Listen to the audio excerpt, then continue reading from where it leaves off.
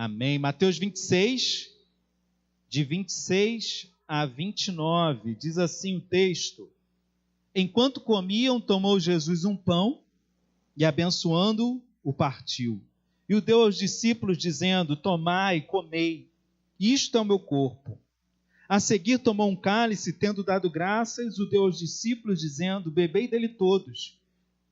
Versículo 28 vai ser o centro da nossa meditação, quando Jesus fala: Porque isto é o meu sangue, o sangue da nova aliança, derramado em favor de muitos para a remissão de pecados. E digo-vos que desta hora em diante não beberei deste fruto da videira até aquele dia em que o hei de beber novo convosco no reino de meu Pai. Nós seguimos na nossa série. O tema desse mês é a mesa com Cristo, e a gente está todos os domingos lendo esse texto e aprendendo um pouquinho mais dele. E a gente percebe o quanto Jesus faz desse sentar à mesa, do estar junto, do compartilhar a vida, algo central na nossa caminhada de fé. A gente já percebeu no primeiro domingo o quanto essa mesa nos chama a viver a consagração, entregando nossa vida ao Senhor, vivendo o exemplo dele.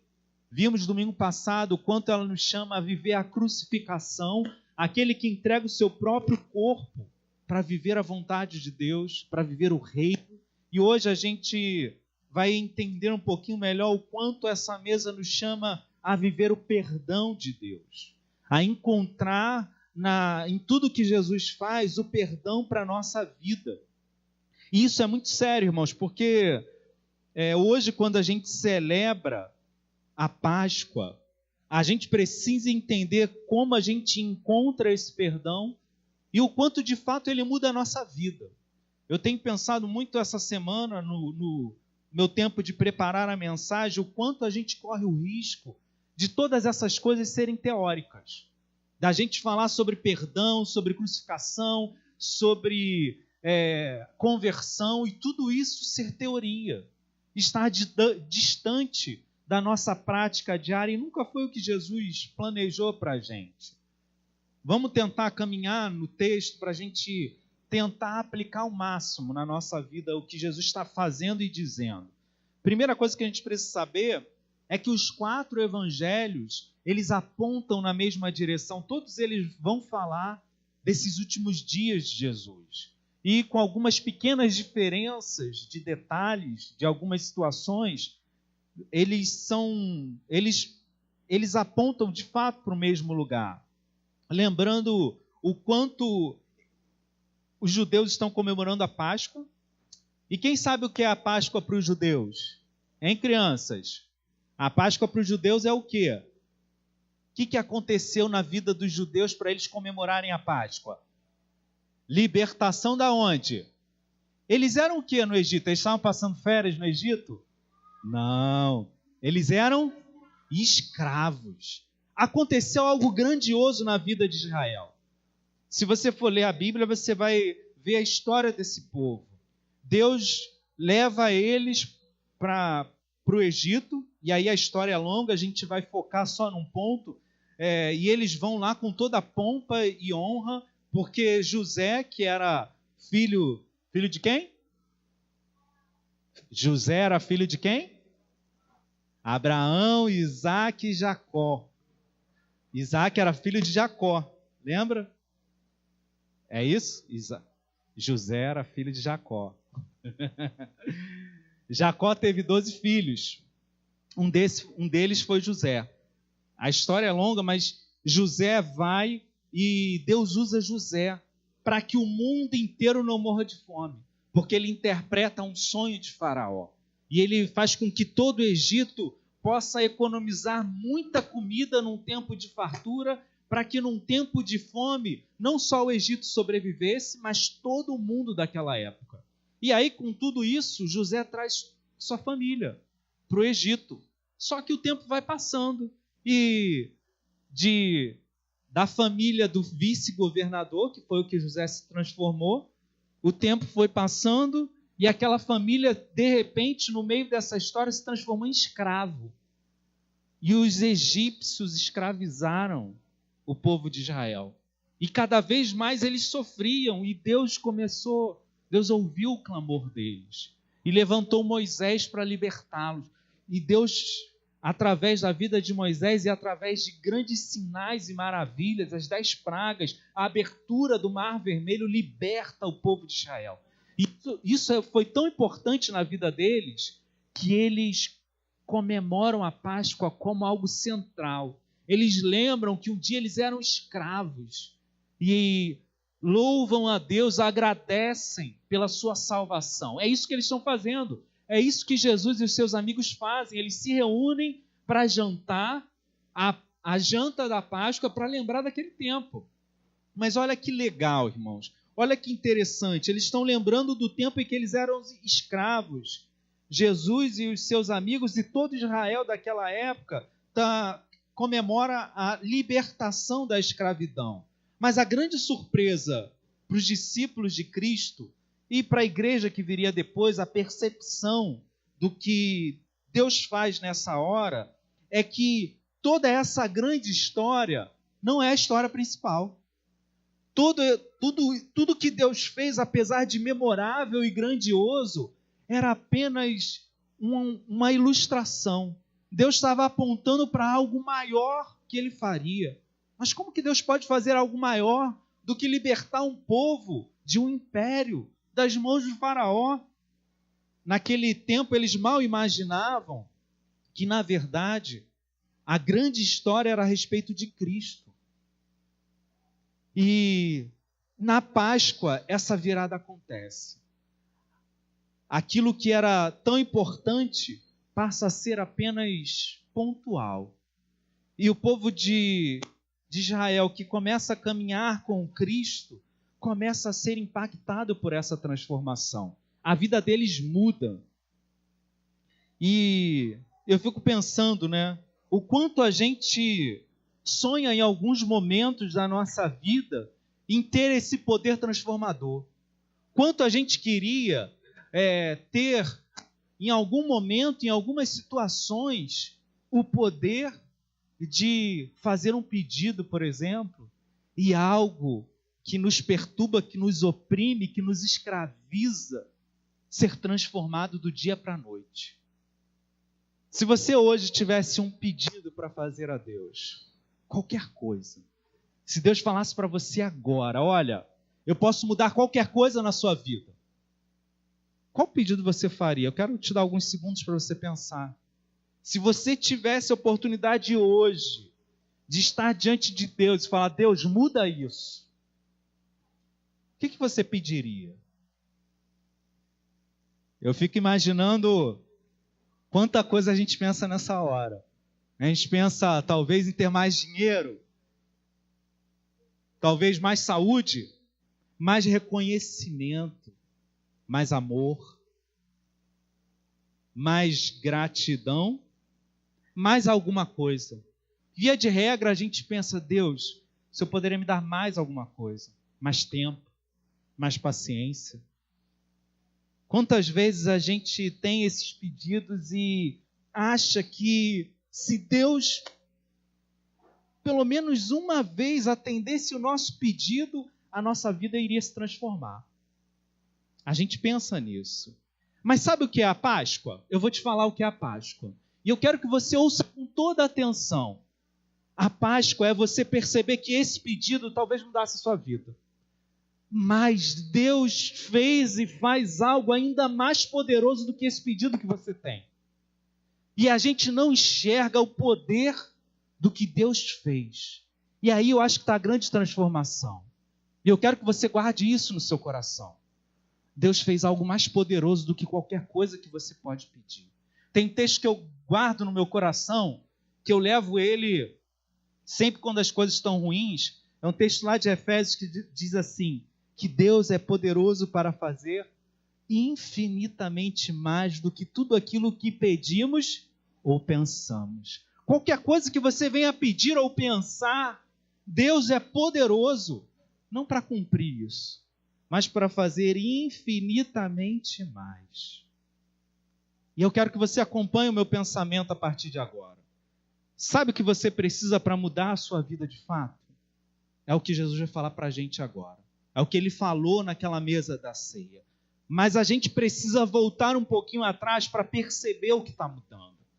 A Bíblia começa em Gênesis dizendo que quando Deus cria o mundo, diz assim, logo o primeiro versículo, no princípio criou Deus os céus e a terra. Isso é fundamental para começar a nossa caminhada, a acreditar que tudo que acontece na nossa história não é um acidente evolutivo, não é fruto do acaso, não é fruto da sorte que nós temos ou deixamos de ter, mas é consequência da ação de um Deus poderoso e amoroso que está no controle. Quando Deus cria tudo, a Bíblia diz que Deus olha e fala que Ele vê que tudo era bom. Imagina Deus criando, faça esse exercício de imaginação, imagina Deus criando o mundo, Ele falando e as coisas acontecendo, que haja luz, que as águas se separem da terra, que as aves voem, que hajam animais, e Deus vai criando as plantas. E quando Ele termina, após criar o homem, Ele diz assim, tudo é bom. Tudo é muito bom. O problema, irmãos, é que a história muda tragicamente e rapidamente. O homem se rebela contra Deus e a gente já ouviu essa história, mas eu quero que você perceba que ela é parte de uma história maior. Sabe o que significa dizer que Deus se rebela contra o homem? Você entende o que significa dizer que o homem se rebelou contra Deus? Significa dizer que o homem decidiu viver a partir de suas próprias regras. Quando a gente fala sobre essas coisas, a teologia vai dar o nome de queda. Aconteceu a queda. Porque o homem olhou para um mundo perfeito, que era bom. Um mundo onde as coisas se encaixavam, onde tudo era o que deveria ser. Mas o homem fala assim, não, eu tenho outras vontades no meu coração. E por mais que Deus fale, pode isso e não pode aquilo, eu é que sei o que é bom. O meu desejo é o que é melhor. E o homem busca, a partir daí, satisfazer a sua própria vontade. E aí a gente chama de queda, porque a partir daí a gente percebe uma decadência constante e gradativa. O homem vai se afastando cada vez mais de Deus e da vontade dele. Ele vai vivendo o seu próprio querer. E a gente chama na teologia o ato da humanidade não obedecer a Deus de pecado. Esses nomezinhos você já ouviu, mas eu quero que você entenda a praticidade deles. Quando você fala pequei, o que você está dizendo é, você fez sua própria vontade. Deus falou o contrário, mas você quis fazer o que você queria. Você quis determinar o que é bom e o que não é. Quando a gente fala, você pecou, a gente está dizendo, você ignorou o que Deus falou. A obediência não é mais o princípio orientador da sua vida, mas o seu conhecimento e a sua vontade. A partir de então, irmãos, nada mais é como deveria ser. A partir desse momento, nada mais é como deveria ser. Toda a vida humana ela passa a ser afetada. Nossa rebelião vai nos levar inevitavelmente à autodestruição. E é o que a gente vê todos os dias no noticiário. O pecado é um poder sedutor e destrutivo. E ele é sorrateiro também, porque ele vai entrando e vai tomando conta de várias partes, de vários lugares, das vontades, do que nós somos, do que nós temos. Isso é muito sério. Eu acho que a gente precisa perceber o quanto é perigoso para a gente tentar diminuir isso.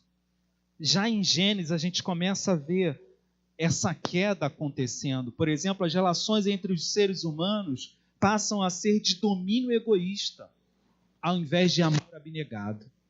Os homens já não vivem uma relação amorosa.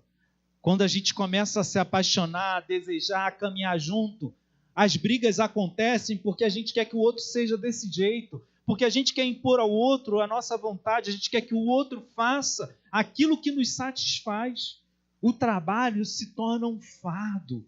A gente começa a encontrar o sustento a partir do suor, a partir do sofrimento. A briga e a morte entre irmãos começa a destruir a família que Deus planejou para ser algo perfeito e se estende até os nossos dias. A inveja, o ciúme, a disputa. Por exemplo, em Gênesis, a gente já vê a poligamia deturpar o que Deus planejou para o casamento. E a perversidade humana se torna tão imensa, me acompanha, tão imensa, que a Bíblia diz que Deus se arrepende de ter criado o homem. É claro que a gente entende que Deus, sendo puro e perfeito, ele não se arrepende, mas a Bíblia usa essa linguagem para que a gente perceba a que ponto chegaram as coisas. E aí Deus manda o dilúvio. Só que o dilúvio não é suficiente para nos lavar dos nossos pecados. Apesar de destruir boa parte da humanidade e tentar um recomeço, não é suficiente. O pecado segue estendendo seus braços e afeta mais do que indivíduos. Ele alcança a sociedade, as relações entre as pessoas. E é isso que a gente vive todos os dias. Percebe? A humanidade foi criada para viver os seus dias a partir de Deus. Uma relação perfeita de amor, uma caminhada constante, onde o plano perfeito de Deus vai se desdobrando diante de nós. Mas a gente destruiu tudo. E eu quero que você entenda uma questão que a gente perde de vista. Quando um homem e uma mulher estão afastados de Deus, eles não deixam simplesmente de ser religiosos. Eles não deixam de ter uma religião. A questão não é essa. Porque todos nós, quando a gente se afasta de Deus, a gente vai buscar uma realidade religiosa em outro lugar, em algum aspecto da criação. Ao rejeitar Deus, a gente vai encontrar em outra coisa o centro das nossas vidas. E certamente o pedido que você fez há alguns minutos atrás tem a ver com o que é o centro da sua vida hoje. Com as coisas que são tão importantes para você, que estão acima de Deus. É muito sério, pode parecer questão de detalhes, mas a gente vai vendo quanto isso vai desdobrando de maneira maligna a nos conduzir de novo à autodestruição.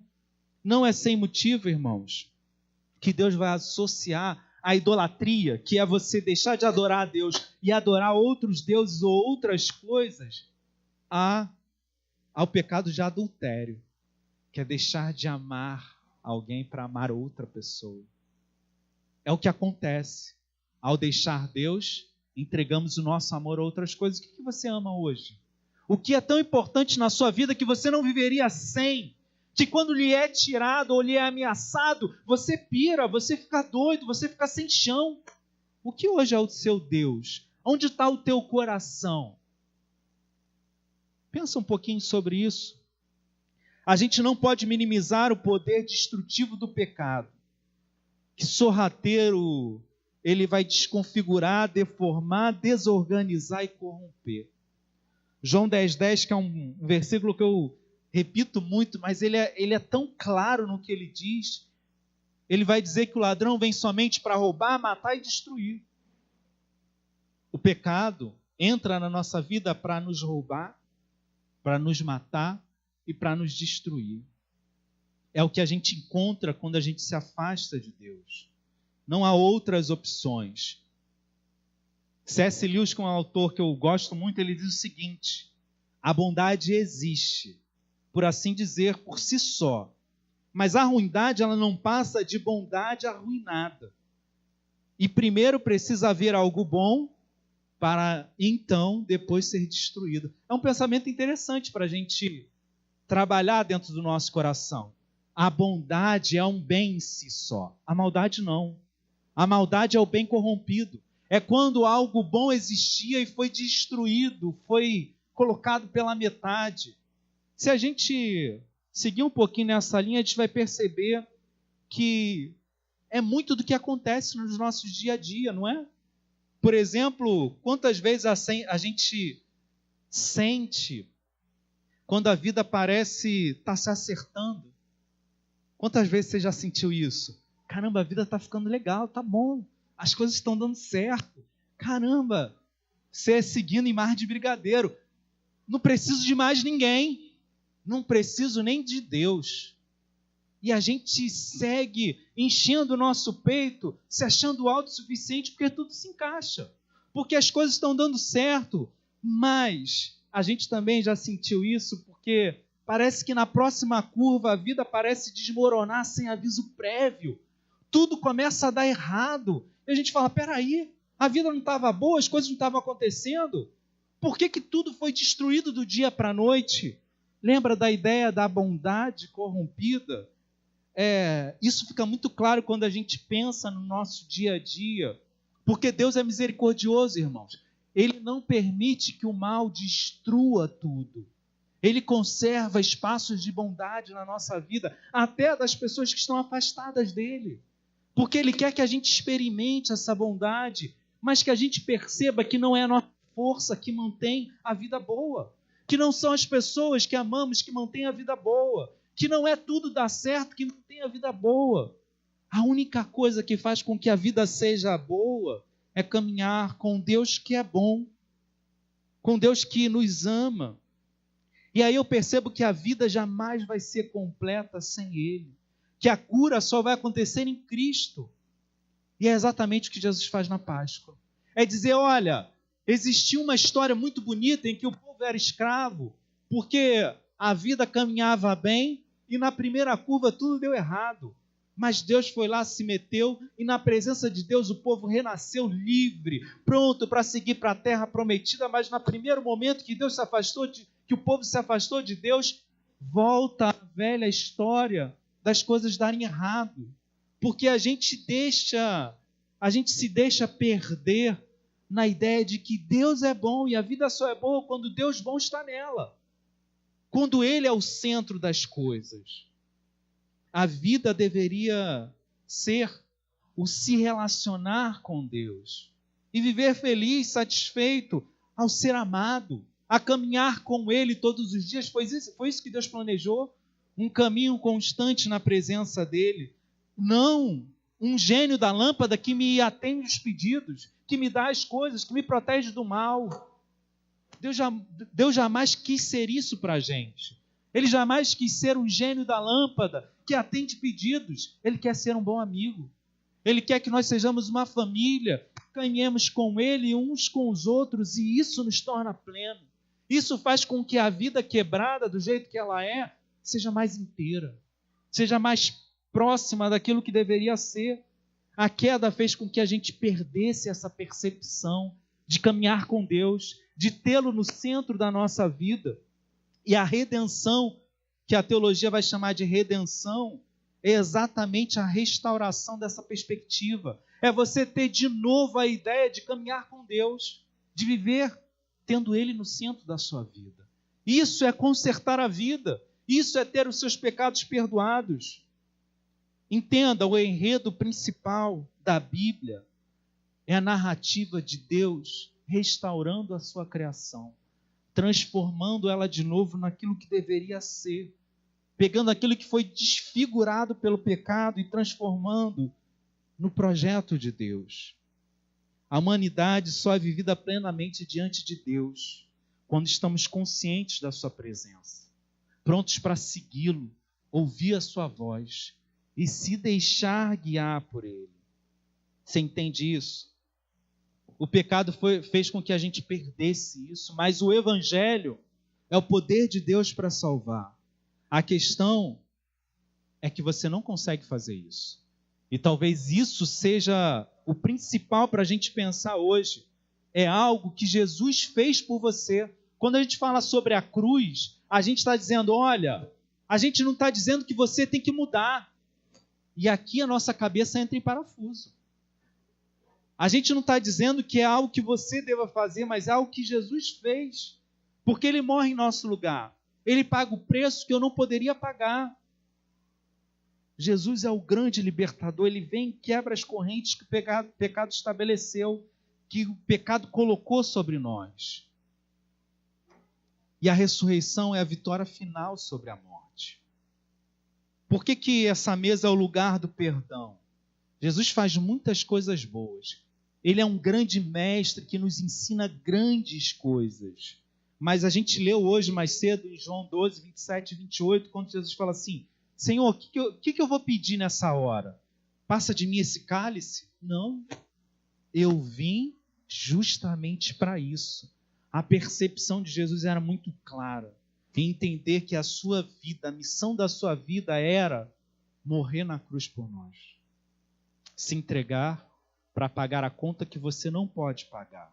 E isso é o centro do que Jesus fez e do que Ele quer que a gente entenda, que é essa caminhada.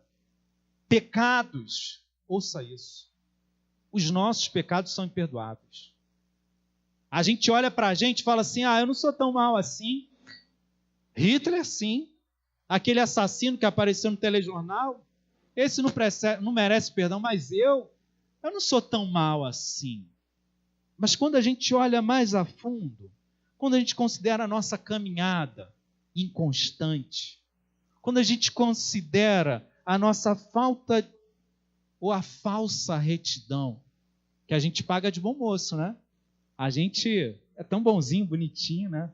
Assim, bem vestidinho. Mas Deus sabe o que passa pelo nosso coração. Ele sabe os nossos pensamentos e as nossas intenções. Ele conhece a nossa indisposição em obedecê-lo, em seguir seu caminho. Vamos tentar tornar isso um pouquinho mais claro, e aí a gente caminha para o final. Pensa um pouquinho. Quantas vezes ao longo dessa semana conturbada, você não ansiou, desejou pelo sangue de alguém? Como assim, pastor? O que o senhor está dizendo? Alguém te fez mal essa semana que você falou: cara, essa pessoa tinha que pagar. Talvez você pense num colega de trabalho canalha e mentiroso. Não, esse cara merecia pagar o preço bonito. Talvez você pense num chefe que seja injusto ou abusivo. Um vizinho fofoqueiro, invejoso. Um motorista que é mais agressivo e abusado e te fecha e entra na tua frente. Algumas vezes a gente deseja o sangue de pessoas mais próximas, não é verdade? Talvez um filho que te tira do sério ou falta com respeito. Às vezes, um cônjuge que é ingrato, traidor, ausente. Um parente que não te dá o devido respeito, não te ama como você acha que deveria ser amado. Enfim, se a gente for pensar na nossa semana, a gente vai esbarrar com pessoas que nos fazem, pessoas com as quais a gente olha e fala: cara, você tinha que pagar o preço. Você sim tinha que ter alguém mais forte. Se eu tivesse uma arma, se eu tivesse um superpoder. E às vezes você não tem nada disso e vai tomar satisfação, vai tentar resolver. Essas coisas mexem com a gente, porque a gente sente esse desejo por justiça e quer que as pessoas paguem o preço. Mas olha só, sabe qual é o problema dessa linha de pensamento? É que a gente esquece que todos os dias a gente está do outro lado desse julgamento. Já parou para pensar nisso? Quando a gente pensa em todas as pessoas que nos ofendem e merecem pagar o preço, a gente esquece que nós somos uma dessas pessoas. Só que o problema é que a gente é tão malvado, tão egoísta, tão cego, que a gente não percebe isso. A gente nem vê que a gente magoa as pessoas, que a gente não dá a elas o devido valor, que somos ausentes, indiferentes, invejosos, vingativos, traiçoeiros, insaciáveis. É aquela música, Esse Cara Sou Eu? É por aí. Nós também somos malvados. Talvez não sejamos tão malvados como poderíamos ser, mas somos malvados. A grande verdade que a Bíblia nos apresenta é que não há mocinhos e bandidos. Só há bandidos. Romanos 3, de 10 a 12, vai dizer algo mais ou menos assim, não há um justo sequer. Não há ninguém que adore a Deus como deveria. mesmo ele tendo feito tudo o que ele fez. Pense como seria se todos os seus atos ocultos fossem revelados. Se eu der o play aqui agora e todo mundo vê o que você fez, você ia ficar confortável? Se os seus pensamentos fossem expostos, se o que você pensou nesses últimos dias viesse à tona, se as pessoas conhecessem os seus desejos. Tudo bem, vamos ser francos. É bem provável que você tenha tentado mudar essas coisas e se esforçado ao máximo para que isso fosse diferente, mas você foi vencido por uma força maior do que a sua força de vontade. E eu quero que você entenda a prática disso. Isso é escravidão. Quando você quer fazer alguma coisa e não pode. Quando você fala assim, eu queria ser diferente. Eu queria ser melhor. Eu queria pecar menos. Eu queria amar mais. E não consegue. Isso configura a escravidão. E quando a gente diz que Jesus vem libertar você da escravidão do pecado, não é uma coisa teórica, é dizer, olha, Deus pode mudar quem você é no dia a dia. Deus pode pegar essa pessoa, que até parece ser boa pessoa, mas que Deus sabe de fato quem é, e transformar em alguém real, com falhas, com problemas, mas alguém que caminha. Efésios capítulo 2, versos 4 e 5 diz assim, a Nova Tradução em Linguagem de Hoje diz, mas a misericórdia de Deus é muito grande, e o seu amor por nós é tanto, que quando estávamos espiritualmente mortos, por causa da nossa desobediência, Ele nos trouxe para a vida que temos em união com Cristo. Pela graça de Deus, vocês são salvos. Eu espero que você tenha entendido a caminhada. Existe uma má notícia que a gente precisa confrontar. Nós não somos o que deveríamos ser. Talvez a gente não seja tão mal quanto poderia, mas também não somos tão bons quanto poderíamos. E a gente acha que estar no meio, tá bom. Na média você passa de ano, mas você não vai para o céu na média. E Deus fala, olha, tem algo que não pode ser transformado. O pecado quebrou algo dentro de todos nós. Algo que a gente não pode consertar, por mais que a gente se esforce. Mas Deus, com o seu amor incondicional, toma uma decisão de pagar a dívida impagável, de perdoar o que não é perdoável, de tornar amigos aqueles que são inimigos, de trazer para perto aqueles que se rebelaram e desejaram ir para longe por sua própria escolha. Essa é a verdade que a Bíblia apresenta. Sabe o que Jesus fala? Em Lucas 23, 34. As pessoas, elas xingam Jesus, elas deixam ele nu pendurado numa cruz, eles maltrataram ele com escotada, disse que a sua barba foi arrancada à força. Ele era um caco, ele era um arremedo de homem, ele mal podia ser reconhecido de tanto que fizeram mal a ele. E ele consegue olhar para essas pessoas que fizeram tudo isso, estavam ali ainda zombando da cara dele, você não é Deus? Desce daí, vamos ver se Elias vai vir salvar ele. Olha, se Deus te salvar, a gente vai acreditar em você. Sabe o que Jesus faz? Eu e você, a gente ia só fechar o olho para descer fogo do céu. Mas não era para matar não, porque a pessoa tinha que sofrer. Ela tinha que permanecer viva e você olhar na cara dela e falar poucas e boas. Jesus fala assim, Pai, perdoa eles, porque eles não sabem o que eles estão fazendo. E aí a gente pensa, Jesus fala isso para aqueles malvados. Jesus fala isso todos os dias para mim e para você. Todas as vezes, e isso acontece todos os dias, que a gente escolhe não fazer a vontade de Deus, Deus fala, perdoa.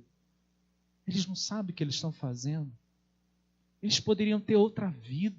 Eles poderiam receber o dom do amor, eles poderiam ser amados, eles poderiam receber do meu amor de maneira incondicional, profunda, real. E eles não sabem o que eles rejeitam, por isso ele chega em Jerusalém, quando ele olha, ele chora. Jesus chora porque ele sente no seu coração a nossa recusa. E ele sabe que é uma recusa que faz mal a nós e não a ele. E é esse amor que é difícil para a gente entender.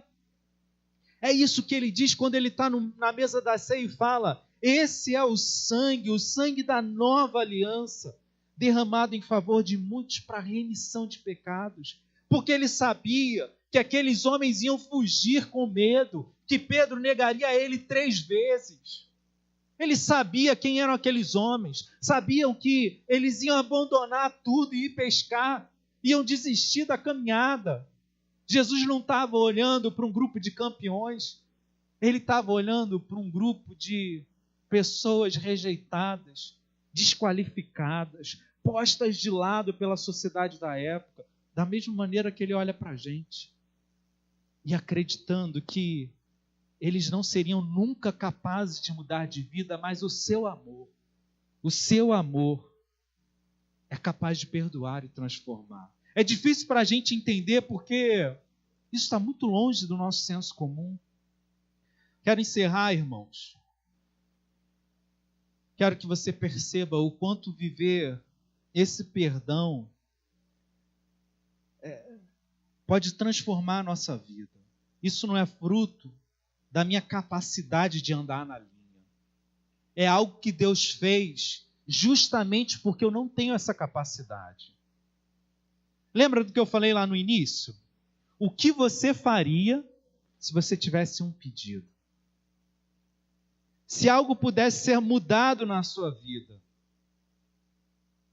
Eu espero que você tenha entendido ao longo desses minutos que de todas as coisas que a gente pode querer, a única coisa que pode realmente mudar a nossa vida, quem nós somos e como vivemos em um mundo quebrado, é o perdão de Deus. A gente é tão cego que a gente nem sequer anseia por isso. A gente anseia por coisas que vão acabar. Um salário maior que acaba antes do mês chegar ao fim. A gente anseia por coisas que ficam. E Deus está falando, olha, você pode desejar tudo, mas a única coisa que pode realmente transformar você, fazer você sair daqui, alguém mudado, é o perdão de Deus sobre a sua vida. Um perdão real, um perdão que caia sobre o seu coração e rasgue toda a dívida que você ainda sente ter. Você está entendendo? Você está dizendo isso é a coisa mais poderosa e mais impactante que você pode receber. Talvez você esteja se perguntando, tá bom, eu estou começando a entender isso, mas como é que eu recebo esse perdão? Como é que isso que eu já ouvi tantas vezes se torna algo real para mim? Lembra que o pecado aconteceu quando a gente decidiu desobedecer a Deus. O perdão acontece quando existe um processo na minha vida. Eu reconheço que as minhas escolhas são ruins. A gente chama isso de arrependimento. E aí a gente passa a escolher a vontade de Deus e não a minha. A gente chama isso de conversão. Quando eu falo, Deus, eu entendi que tudo que eu faça, que tudo que eu escolha vai me levar para um desvio. Eu não vou conseguir andar em linha reta. Então me ajuda a não mais olhar para a minha vontade e os meus desejos. O que o Senhor quer que eu faça? O perdão vai te reconectar. O anseio por ouvir a Deus vai fazer com que esse perdão seja real. O desejo em viver em obediência ao plano de Deus é o que vai mudar a sua vida. Você ainda vai errar, você ainda vai desobedecer, mas a cada dia que você caminhar com ouvidos atentos em Deus, você vai estar mais perto dele, de viver o seu plano, sua vontade boa, perfeita e agradável, e de viver o perdão mais profundamente. Como é que está o seu coração hoje? Agora. Quais são os pesos que você tem carregado? Quando eu falo sobre perdão, eu quero que você entenda isso plenamente. Quando eu falo sobre perdão, quer dizer que tudo que você fez de errado foi esquecido. Você consegue perceber isso? Porque às vezes a gente está na igreja e não consegue viver trazendo isso para a prática. Não há mais débitos na sua conta divina. E aí você pode pensar, cada tropeço, cada erro, cada decisão errada, cada mentira que você contou, cada inveja que você sentiu, cada ciúme, cada rancor que você manteve no seu peito, carregando, todas essas dores e essas feridas são colocadas diante de Deus e você fala, eu não quero mais. Eu não quero mais o sangue alheio. Porque quando Jesus morre na cruz, ele paga o nosso preço, mas ele paga o preço dos outros também. A gente quer que a morte só seja para a gente. Sabe aquele cara que me fechou no trânsito? Quase que eu bati por causa dele. Sabe aquele vizinho que falou mal de mim? Aquele parente, aquele colega de trabalho que me prejudicou? Jesus morreu por ele. E tudo que você possa exigir dele, Jesus assumiu esse fardo. E quando você é corajoso e precisa de coragem para abandonar isso diante de Deus, você encontra o perdão. Aquela ideia de você sentir que qualquer dívida foi rasgada, foi paga, foi cancelada. E entender que você não é capaz de carregar esse fardo, por isso Jesus carregou. Quero encerrar te dando um desafio. Como você viveria se todos os seus pecados, erros, tropeços, vacilos, falhas fossem zerados? Porque a gente fala disso, mas de fato, a gente vive todos os nossos dias lembrando dos nossos erros. Se hoje todos os seus erros fossem apagados, a minha pergunta é, como seria a sua vida? Você consegue entender que você precisa viver esse exercício? Existem vários motivos para a gente se apegar a isso, porque um dos principais é que a gente quer pagar o preço, a gente não quer ficar em débito nem com Deus. A gente quer ser o Senhor do nosso destino. Então a gente fala, não, Deus, deixa que eu vou dar um jeito. Deus está falando, você não vai dar jeito nenhum, cara. Não vai dar. Se renda. Coloca tudo aqui na cruz. Coloca. Deixa que eu vou carregar isso.